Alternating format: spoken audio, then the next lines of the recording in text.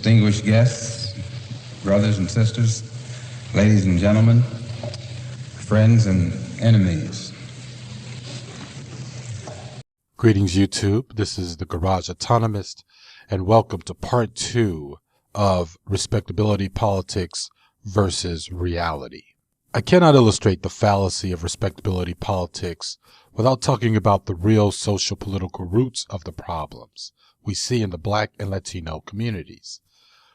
We pull out the laundry list of what's happening in poor communities in order to give it a dressing of pathology that will in turn provide an easy narrative fitting for easy solutions, or rather, solutions that are abstract ideals designed to never become realities.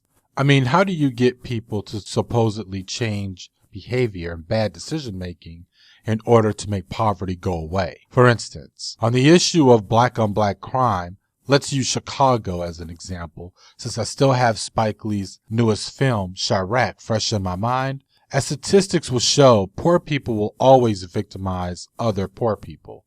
Call it convenience of proximity. So you know roughly when the meth addiction wave began to spread across the Midwest and rural parts of the U.S. from the mid-90s to present, and farms were forced to fail so that large corporation food makers stand to be the only food providers, it's safe to say that white-on-white crime saw an increase too. But when the national conversation is about black crime and black violence, we hear about bad choices, style of music, style of dress, and the women-led households that have gone off the moral compass. Therefore, we are presented with simple explanations to be solved by simple solutions.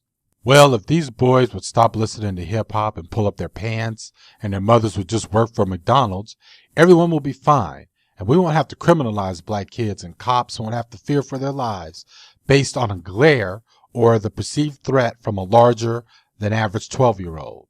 Still using Chicago as an example, this chart draws the direct connection between the most segregated neighborhoods in the city, where African Americans and Latinos of the working poor have a highly concentrated number of homicides. So we see violent crime where poor people are committing it against each other. So the answer is given that poverty creates crime. From selling drugs, which leads to competition over drug territory, to muggings and robberies, and theft to pay for drug consumption. With 2/3 of Chicago being black and Latino, it's obvious that they are not experiencing the supposed economic upswing that Rahm Emanuel boasted about back in 2012, and the supposed economic growth that Obama touted during his State of the Union address. This population of poor people, like so many of the other working poor communities in other cities across the country, are still experiencing an economic depression. Over 30% of African Americans in Chicago live in poverty, and more than 20% are out of work. More than 30% of Latinos in Chicago live in poverty. You would think the national dialogue would be about jobs and poverty strategies. Instead, we get occupation of hostile racist police and bullshit moralism as the only responses to what actually is a war on an obsolete surplus workforce.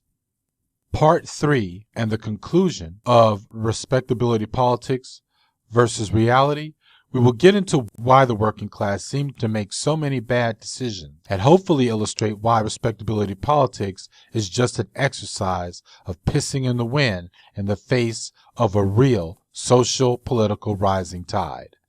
This is the Garage Autonomist.